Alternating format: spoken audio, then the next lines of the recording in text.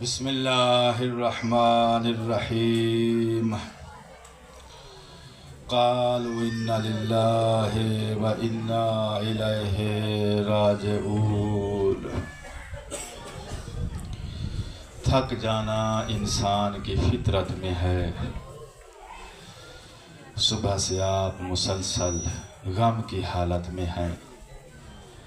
غم کی حالت میں ہو تو تھکاوٹ کا احساس زیادہ ہوتا ہے۔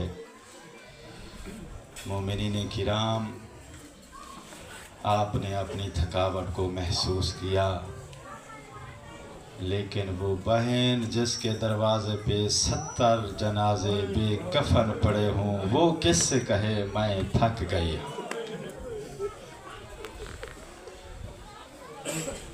آخری پرسہ مسافر شام بی بی آپ کے پرسے منظور فرمائے۔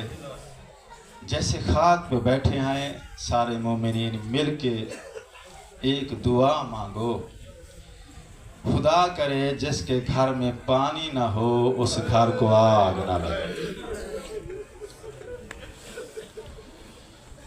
اور دوسری یہ دعا بھی مانگو جس گھر میں کوئی چھڑانے والا نہ ہو اس گھر کو کوئی لوٹنے نہ آئے۔ واہ غربت، واہ قسمت علی کی بیٹی کی، جب آگ لگی ہے تو کوئی بجھانے والا نہیں تھا، جب لوٹنے والے آئے ہیں کوئی چھڑانے والا نہیں تھا۔ مقتل کی کتابوں میں لکھا ہے، جناب زینب کبریٰ میرے مولا حسین کی بڑی بیٹی بی بی کہتی ہے کہ ہم نے آپس میں صلاح کیا ہے مسلمان چلے جائیں تو ہم اپنے بابا کا جنازہ اٹھا کے خیام میں لے آئیں۔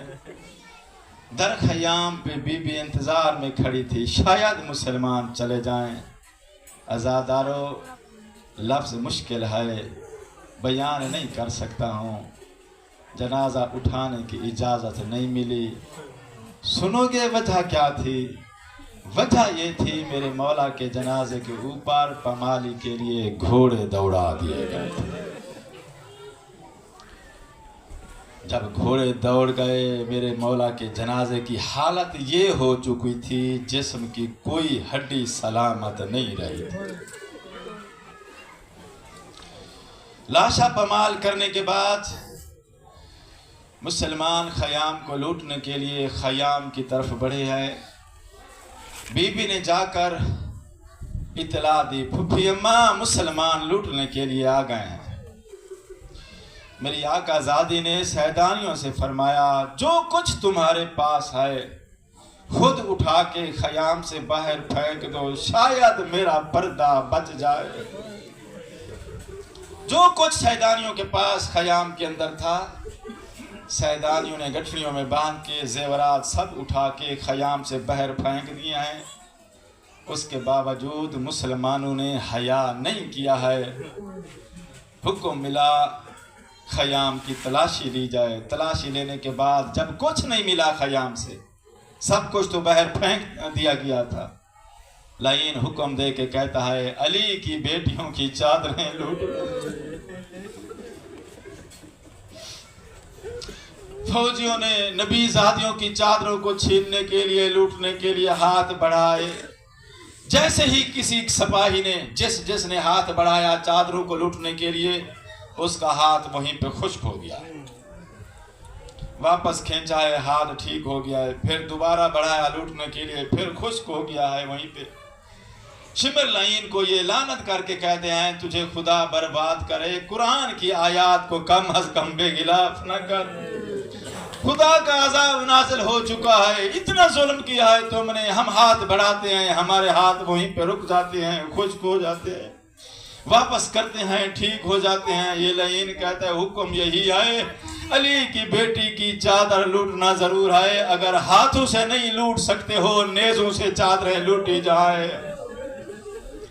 مسلمانوں نے، سپاہیوں نے نبی زادیوں کی چادروں کو جب نیزوں کے ساتھ لوٹنا شروع کیا ہے، منظر یہ تھا چادر کا ایک ٹکڑا نیزے کی نوک پر، دوسرا ٹکڑا مستور کے ہاتھ میں، سیدانیوں کے ہاتھ میں۔ जब नेज़ों से चादरें लूटना शुरू की हैं, कोई मस्तूर ऐसी नहीं जिसके सर से खून जारी ना हुआ। चादरें लूटने के बाद हुक्म मिला आले नबी के खयाम को आग लगा दी जाए। जितनी मजबूर हो बहन भाई के कातिल के साथ कलाम नहीं करती। मेरे मौला हुसैन को कत्ल हुए कोई दिन नहीं गुजरे थे, चंद घंटे की बाद की बात है। जिस वक़्त इन लईनों ने खयाम को आग लगाने की तैयारी की है, नबी ज़ादी मजबूर हो गई है भाई के कातिल के साथ कलाम करने पर। तारीख ने लिखा है ये पहला मौका है जिस वक़्त नबी ज़ादी भाई के कातिल के साथ हम कलाम हुई है। बीबी रो कर कहती है, मुसलमानों कुछ हया करो, चादरें लूट ली हैं तो कम अज कम हमारे पर्दों की खातिर ये खयाम तो रहने दो। खयाम को एकदम आग लगी है। तमाम सैदानियां जमा होकर उस खैमे में आई हैं जिस खैमे में मेरे बीमार इमाम सोए हुए थे। बीमार इमाम के करीब आई है मेरी आकाज़ादी। सज्जाद आंखें खोल मेरा बेटा, फुफ्फी शरीयत का मसला पूछने आई है।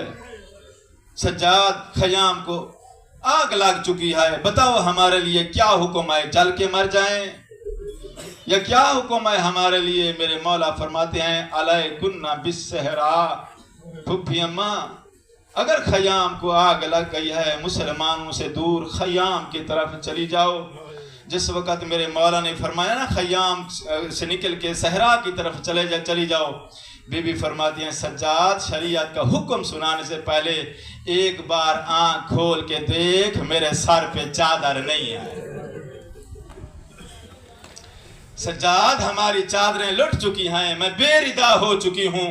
मेरे मौला ने फरमाया फुफ्फी अम्मा अपने बाल खोलो। बीबी ने बाल खोले हैं। करबला की रेत उठा के सैयद सज्जाद ने फुफ्फी के बालों में डाली है। फरमाया फुफ्फी अम्मा खा के शफा के बुरखे बना के खयाम से बाहर निकल जाओ, शरीयत में खुदकुशी हराम है। आजादारों मेरे लिए पढ़ लेना आसान है, आपके लिए सुन लेना आसान है। फिर तारीख ये कहती है शाम गरीबा से लेकर साल बराबर तक अली की बेटियों ने जो भी नमाज अदा की है खाक शफा के बुरके पहन कर अदा की। जलते हुए खयाम से बीबियां बहर आई हैं। अभी सूरज नेज़े बराबर बाकी था, रोशनी बाकी थी, बहर मुसलमान खड़े थे। बीबी ने सूरज की तरफ देख के आवाज देकर फरमाया अय्युहल शम्स, ओ सूरज मुझे पहचान, मैं अली की बेटी हूँ, मेरे पर्दे की खातिर अंधेरा कर। तारीख ये कहती है कि सूरज को उसी लम्हे गिरहन लगा है, पूरी दुनिया के अंदर अंधेरा छा गया है। बीबी मस्तूरात को लेकर बच्चों को लेकर एक टीले के पीछे आके जहां मुसलमानों की नजर ना पड़े सबको जमा किया है। जमा करने के बाद फिर चलते हुए खयाम की तरफ बीबी वापस पलट आई है।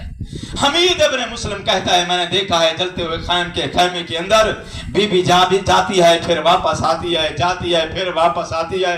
ये कहता है मैंने बीबी से कहा है बीबी अगर कोई कीमती शय रह गई है लेकिन जिंदगी से कीमती नहीं है, आग ज्यादा हो चुकी है, खयाम में मत जाओ बीबी, जल जाओगी। गैरत की वजह से अली की बेटी ने जवाब नहीं दिया है।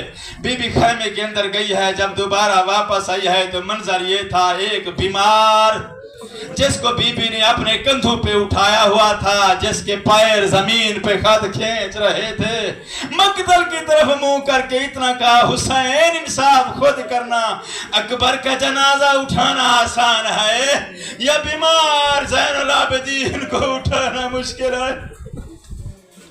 जिस वक्त मुसलमानों की फौज खयाम के अंदर आई है बच्चे डर गए हैं। जिस तरफ किसी का मुंह आया है सहरा के अंदर आले नबी के बच्चे बिखर गए हैं, और जो बच्चे सहरा के अंदर बिखरे हैं ना उन बच्चों के अंदर मेरे मौला हुसैन की शहजादी सकीना भी है। तारीख ये कहती है कि सहरा के अंदर बीबी आवाज दे रही थी बाबा मेरे दामन को आग लग गई है, बाबा मेरे दामन को आग लग गई है। बीबी सहरा के अंदर दौड़ रही थी, बाबे को पुकार रही थी। अचानक एकदम एक घोड़े सवार एक अरब सामने आया, घोड़े से उतरा, आवाज देकर कहा बच्ची रुक जा। मैं तेरे दामन की आग बुझा देता हूँ। जिस वक़्त ये अरब करीब आया है, बीबी रो कर कहती है, तू मेरे साथ अगर कोई नेकी कर सकता है तो इतनी नेकी कर, दामन की आग ना बुझा, मैं सैयदजादी हूँ, मुझे हाथ ना लगा, जल के मर जाना मंजूर है, मुझे हाथ मत लगाना। अगर मेरा कोई खैर खा है, मदद करना चाहता है तो सिर्फ इतनी मदद कर, मुझे नजफ का राह बतला। फुफियाँ कहती हैं, नजफ में मेरा दादा अली रहता है, मैं दादा अली की पनाह में जाना चाहता हूँ। आने वाले ने अपने चेहरे से नकाब उल्टाया, नकाब उलटने के बाद फरमाया, मेरी शहजादी मुझे पहचान, मैं तेरा दादा अली आ गया हूँ।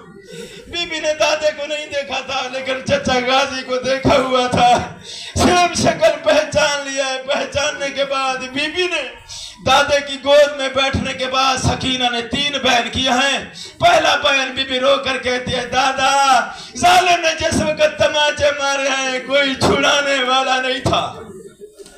बाबा जिस वक्त जालिम ने मुझे दौर उतारना नहीं आते थे, उसने दौर उतारने की इजाजत नहीं दी है। इस अंदाज में दौर उतारे हैं, दौर उतर गए, कुंडी नहीं खुली थी, मेरे कानों से खून जारी है। तीसरा बयान बीबी करके कहती है, दादा मेरी फूफियों के बाल बड़े थे, खा के शफा सर में डाल के चेहरे का पर्दा बना के चली गई है। बाबा मेरे बाल छोटे थे, चेहरा नहीं छुपता था, खेमे के अंदर कभी इस तरफ कभी इस तरफ खेमे जल गए, मेरे कुर्ते को आग लग गई है। इन्ना लिल्लाहि व इन्ना इलैहि राजिऊन।